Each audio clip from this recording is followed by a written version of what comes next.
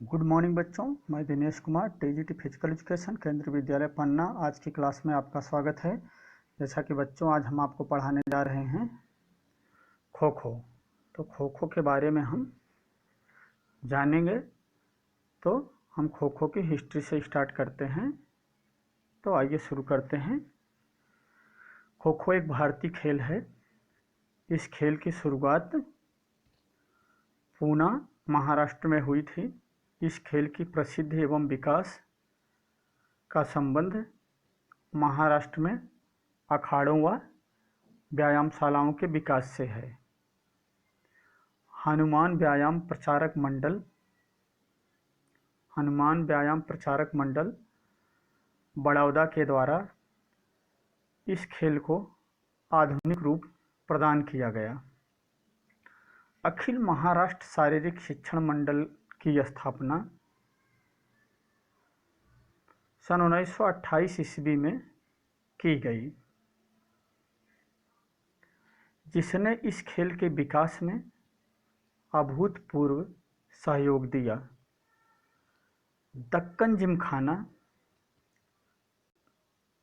जिमखाना ने पूना में एक सभा का आयोजन किया, जिसमें खो खो के नियम बनाए गए। सन 1960 ईस्वी में kho kho federation of India की स्थापना की गई।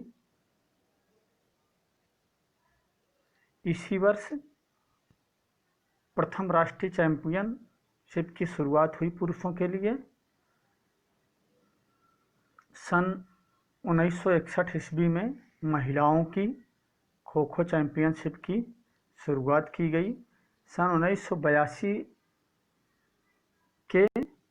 1982 ईस्वी के एशियाई खेलों में खो खो का एक प्रदर्शन मैच खेला गया, लेकिन एशियाई खेलों में खो खो को अभी तक शामिल नहीं किया गया। तो बच्चों, इसको एक बार हम आपको अच्छे से समझाना चाहते हैं। तो इसको हम स्टार्टिंग से आपको बताएंगे। खो खो एक भारतीय खेल है। जैसे कि बहुत सारे खेल जो हैं वो अपने भारत के नहीं हैं, जैसे हॉकी, क्रिकेट, फुटबॉल, ये सारे खेल भारत के नहीं हैं। इसलिए कहा गया है कि खो खो एक भारतीय खेल है। इस खेल की शुरुआत कहाँ से हुई? पूना जो महाराष्ट्र में है, उस जगह से शुरुआत हुई थी। इसमें कहा गया है पूना महाराष्ट्र में हुई थी। इस खेल की प्रसिद्धि मतलब इस खेल को फेमस करने के लिए किसका योगदान है? इस खेल की प्रसिद्धि एवं विकास का संबंध है। इस खेल को अच्छे स्तर तक पहुंचाने के लिए इसमें बताया गया है कि इस खेल की प्रसिद्धि एवं विकास का संबंध महाराष्ट्र में अखाड़ों व व्यायामशालाओं के विकास से है। जो महाराष्ट्र के अंदर अखाड़ा में जो स्पोर्ट्स के इंस्टीट्यूट चलते हैं या उनमें स्पोर्ट्स का ही सारा कार्यक्रम होता है, अखाड़ों व व्यायामशालाओं के विकास से। महाराष्ट्र में जितने अखाड़ा या व्यायामशाला हैं जहाँ फिजिकल एजुकेशन की ट्रेनिंग दी जाती है, फिजिकल एजुकेशन से रिलेटेड सारे वर्कआउट किए जाते हैं, तो इस खेल का विकास महाराष्ट्र में अखाड़ों व व्यायामशालाओं से है। आगे हम बढ़ते हैं। तो जो महाराष्ट्र में अखाड़ा व व्यायामशाला है, उसमें सबसे प्रमुख जो एक है वो है HVPM, हनुमान व्यायाम प्रसारक मंडल। HVPM जो कि उसका फुल फॉर्म है हनुमान व्यायाम प्रसारक मंडल बड़ौदा के द्वारा इस खेल को आधुनिक रूप प्रदान किया गया। किसके द्वारा? कह रहे हैं कि जो HVPM इंस्टीट्यूट है physical education, HVPM physical education institute of कहाँ है? महाराष्ट्र, बड़ौदा में है। उसके द्वारा इस खेल को आधुनिक रूप प्रदान किया गया। मतलब जो आज की डेट में इसका रूप है, जो रूल्स हैं, जिस रूल्स से मैच खेले जाते हैं, इस आधुनिक रूप को प्रदान करने का श्रेय किसको जाता है? हनुमान व्यायाम प्रसारक मंडल बड़ौदा के द्वारा इस खेल को आधुनिक रूप प्रदान किया गया। अगला पॉइंट जो है अखिल महाराष्ट्र शारीरिक संघ। अखिल महाराष्ट्र शारीरिक शिक्षण मंडल की स्थापना, जो महाराष्ट्र में अखिल महाराष्ट्र शारीरिक शिक्षण मंडल है उसकी स्थापना की गई 1928 में, 1928। जिसने इस खेल के विकास में, किसने, अखिल महाराष्ट्र शारीरिक शिक्षण ने इस खेल में अभूतपूर्व विकास में सहयोग दिया। आगे है पॉइंट दक्कन जिमखाना, जो कि पुणे में है। दक्कन जिमखाना जो है वो पुणे में है। तो दक्कन जिमखाना पूना में एक सभा का आयोजन किया गया। क्या कि जो दक्कन जिमखाना है पूना में, वहाँ एक सभा का आयोजन किया गया जिसमें खो खो के नियम बनाए गए। जो लेटेस्ट रूल्स अभी चल रहे हैं उसमें सभा का आयोजन करने से रिलेटेड है। जो स्पोर्ट्स पर्सनालिटी हैं, अथॉरिटीज़ हैं, उन सब की एक मीटिंग हुई और जो पुराने रूल्स थे उसको चेंज करके नया रूल्स लाया गया। किसमें? खो खो के लिए, जिसमें खो खो के नियम बनाए गए। अगला पॉइंट है, जो अगला लाइन है, 1960 ईस्वी में kho kho federation of India की स्थापना हुई। जो खो खो संघ की स्थापना है किस सन में है? 1960, 1960 ईस्वी में KKFI kho kho federation of India की स्थापना की गई। आगे है, इसी वर्ष, किस वर्ष? 1960 में, इसी वर्ष प्रथम राष्ट्रीय चैंपियनशिप पुरुषों के लिए आयोजित की गई। मतलब इसी वर्ष, किस वर्ष? जिस वर्ष हमारा kho kho federation of India की स्थापना की गई उसी वर्ष जो है हमारा प्रथम राष्ट्रीय चैंपियनशिप पुरुषों के लिए आयोजित की गई। सन 1961 ईस्वी में, मीन्स एक वर्ष बाद, एक साल बाद जो है 1961 ईस्वी में खो खो की चैंपियनशिप शुरू की गई। किसके लिए? महिलाओं के लिए। अगला लाइन है जो इसमें 1982 के, मीन्स 1982 के एशियाई खेलों में खो खो का एक प्रदर्शन मैच खेला गया। आपको यहाँ बता दें कि जो एशियाई खेलों की शुरुआत हुई है वो भारत से ही हुई है। एशियाई खेल को एशियाड भी कहा जाता है। इस एशियाई खेल में वही देश भाग लेंगे जो एशिया महाद्वीप में हैं, जो एशिया महाद्वीप के अंतर्गत आते हैं, वही एशियाई खेलों में भाग लेते हैं। एशियाई खेलों की शुरुआत 1951 ईस्वी में भारत से की गई और भारत ही इसका जन्मदाता है एशियाई खेलों का, जो कि 1951 ईस्वी में नेशनल स्टेडियम नई दिल्ली से में इस खेल की शुरुआत की गई। उसके बाद दूसरी बार भारत में एशियाई खेलों का आयोजन कब किया गया? 1982 ईस्वी में। तो वही कहा गया है कि सन 1982 के एशियाई खेलों में खो खो का एक प्रदर्शन मैच खेला गया, एक प्रदर्शन मैच खेला गया, लेकिन एशियाई खेलों में खो खो को अभी तक शामिल नहीं किया गया, मतलब नहीं किया जा सका। क्यों नहीं किया जा सका? कि जो एशियाई लेवल पर खेल शामिल किए जाते हैं उसके रूल्स हैं। कम से कम 15 देश उस खेल को खेल रहे हों, वही खेल एशियाई खेलों में शामिल किया जाएगा। या किसी भी खेल, जैसे हमारा ओलंपिक है, राष्ट्रमंडल खेल है, एशियाई खेल हैं, किसी भी ऐसे खेल को एशियाई खेलों में किया जाएगा शामिल जिसको ज़्यादा से ज़्यादा देश जानते हों और ज़्यादा से ज़्यादा देश उत्कृष्ट स्तर पर प्रदर्शन कर रहे हों। ऐसा नहीं है कि जानने के लिए सब जानते हैं लेकिन अच्छे लेवल पर प्रदर्शन नहीं करेंगे तो उस खेल को इंटरनेशनल लेवल पर शामिल नहीं किया जाएगा। बच्चों, अब अगला पॉइंट के लिए हम बढ़ते हैं आगे, जो है मुख्य टिप्स एक दृष्टि में, main tips at a glance. Means kho kho का जो वन लीनियर, एक एक लाइन में मेन पॉइंट है, हम उसके बारे में डिस्कस करेंगे। उसके पहले आपको यहाँ दिखा दें कि जो बच्चे हैं वो खो खो खेल रहे हैं।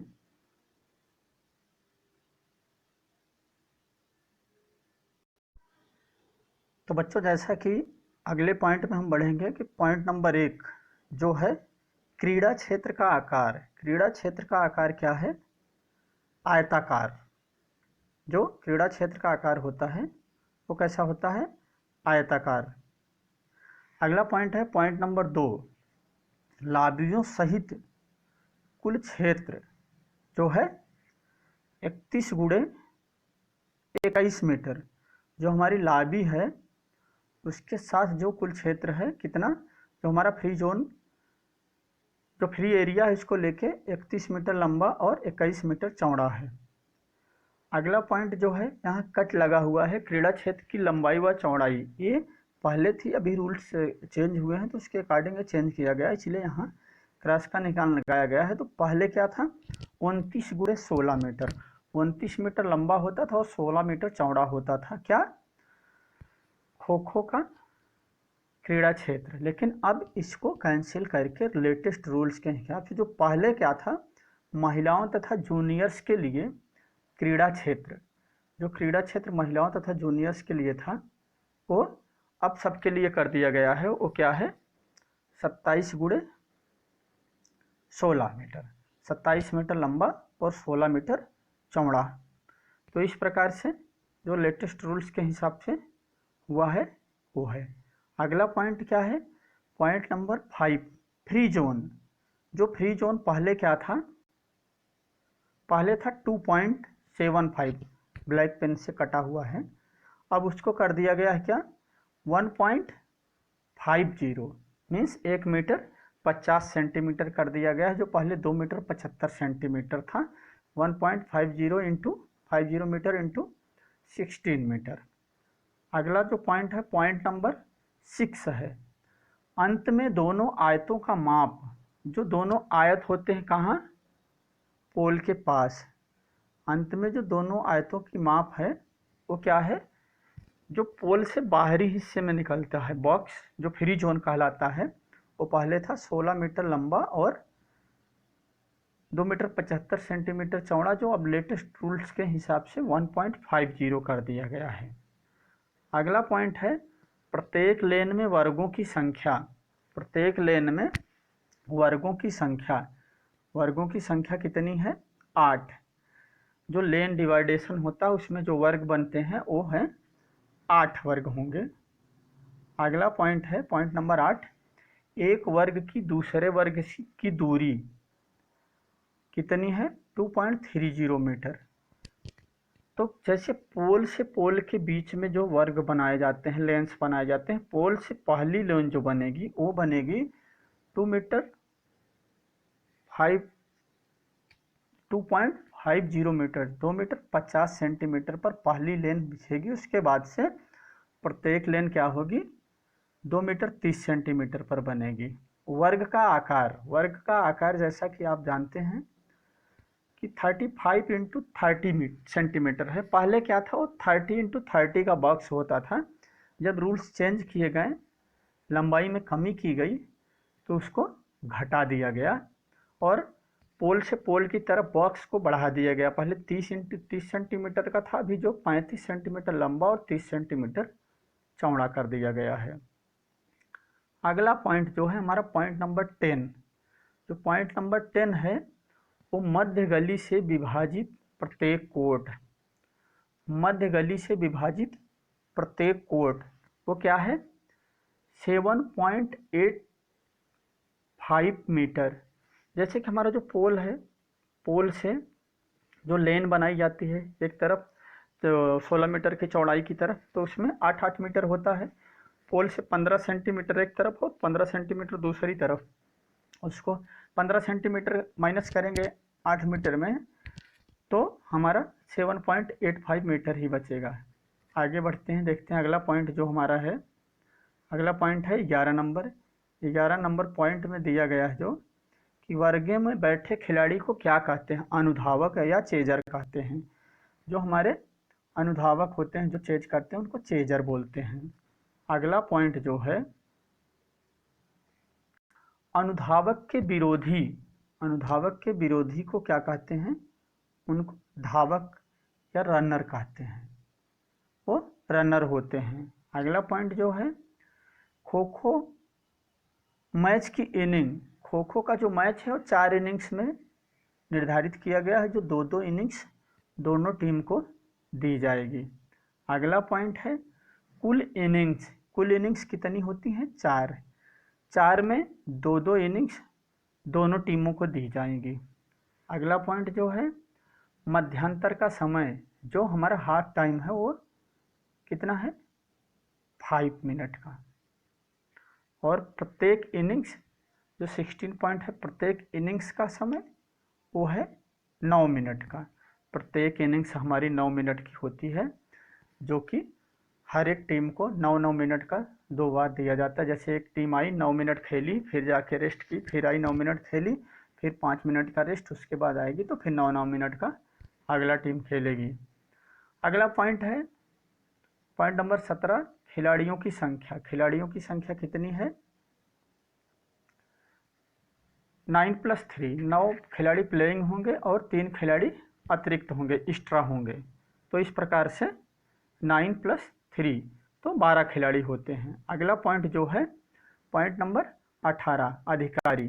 जो एक मैच को खेलने के लिए कितने अधिकारी होते हैं, या एक मैच को संचालित करने के लिए कितने अधिकारी मैच को संचालित करा सकते हैं, तो उसमें है 2 एम्पायर। एम्पायर कितने होंगे 2, रेफरी होगा 1, टाइम कीपर 1, स्कोरर 1। तो इस प्रकार से हम मेन पॉइंट्स पढ़ लिए खो खो के। अब इसके बारे में आगे बढ़ते हैं, जो देखते हैं लेटेस्ट जनरल्स रूल्स, नए सामान्य नियम। नए सामान्य नियम में पॉइंट नंबर 1 है रनिंग या चेजिंग टास्क के द्वारा निर्धारित की जाएगी। जो खिलाड़ी क्या करेगा कि पहले बैठेगा या पहले दौड़ेगा, उसको डिसाइड किया जाएगा टास्क के द्वारा। दूसरा पॉइंट है एक मैच में रनिंग व चेजिंग की प्रत्येक 2 इनिंग्स होती है।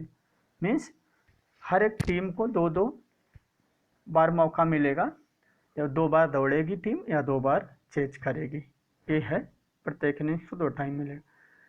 पॉइंट नंबर 3, चेजिंग टीम का कप्तान निर्धारित समय से पहले टीम अपनी टर्म समाप्त कर सकता है। मीन्स जैसे वो खेल रहा है और उसको पूरा समय नहीं खेलना है, तो उसका टीम का जो कैप्टन है वो घोषित कर सकता है कि हम अब मैच नहीं खेलेंगे, हमारे खिलाड़ी अब खेलने के लिए इच्छुक नहीं हैं।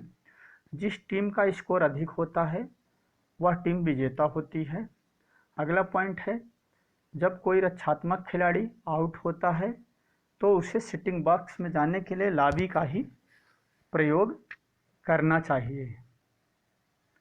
अगला पॉइंट है खो खो के मैदान की लंबाई व चौड़ाई। जैसा कि ऊपर पहले डिस्कस किया जा चुका है कि 27 मीटर लंबा और 16 मीटर चौड़ा है, वह पोल से पोल की दूरी जो है 24 मीटर है। अगला पॉइंट है 7.5 मिनट की खेल के बजाय 9 मिनट का खेल कर दिया गया। मीन्स पहले टीम 7.5 मिनट के क्वार्टर में खेलती थी, अब वो 9-9 मिनट का हो गया है। अगला पॉइंट है एक रनर बैठे हुए चेजर को नहीं छुएगा, यदि वह ऐसा करता है तो उसे चेतावनी दी जाएगी। मीन्स अगर एक बैठा हुआ चेजर जो है वो दौड़ते हुए खिलाड़ी को किसी भी प्रकार से टच नहीं करेगा, अगर वो टच करता है तो उसको चेतावनी दी जाएगी। इस पॉइंट को फिर से देख लेते हैं। कहा गया है कि एक रनर बैठे हुए चेजर जो रन कर रहा है टीम का कोर्ट में, वो बैठे हुए चेजर को नहीं छुएगा, अगर ऐसा करता है तो उसको चेतावनी दी जाएगी। चेतावनी कैसे दी जाएगी? ग्रीन कार्ड के द्वारा। अगला पॉइंट है यदि एक्टिव चेजर द्वारा लगातार 3 रनर्स को आउट कर दिया जाता है तो वह चौथे रनर्स को नहीं छू सकता, उसको बैठे हुए चेजर को खो देनी पड़ेगी। जैसा कि एक एक्टिव चेजर जो है 8 खिलाड़ी बैठे हुए हैं स्क्वायर में, एक खिलाड़ी जो है पोल के पास खड़ा हुआ है, उसे एक्टिव चेजर कहेंगे। वो और रनर्स एक बार में 3 खिलाड़ी कोर्ट पर आते हैं। तो इस प्रकार से अगर एक खिलाड़ी कंटिन्यू तीनों खिलाड़ी को आउट कर देता है और अगले शिफ्ट में फिर 3 खिलाड़ी आते हैं तो उनको नहीं छुएगा। क्यों? क्योंकि उसको फिर उनको छूने के लिए अपने किसी खिलाड़ी को खो देना पड़ेगा, वो चौथे खिलाड़ी को आउट नहीं कर सकता। अगला पॉइंट और लास्ट पॉइंट है जो बैठे हुए चेजर्स हैं और रनर्स के रास्ते में कोई बाधा उत्पन्न नहीं करेंगे। यदि ऐसा करते हैं तो एक्टिव चेजर द्वारा किसी रुकावट या बाधा की दशा में छू लिया जाता है तो रनर आउट नहीं। मतलब कहा जा रहा है कि जो खिलाड़ी बैठे हैं, जो खिलाड़ी रन कर रहा है, बैठा हुआ खिलाड़ी जो है वो रनर्स को नहीं डिस्टर्ब करेगा। अगर वो डिस्टर्ब कर रहा है उस दौरान चेजर ने रनर्स को टच कर लिया तो आउट नहीं माना जाएगा। तो आशा है बच्चों आज की क्लास में आपको अच्छे से समझ में आया होगा। तो इसी के साथ आज की क्लास समाप्त करते हैं। Thank you.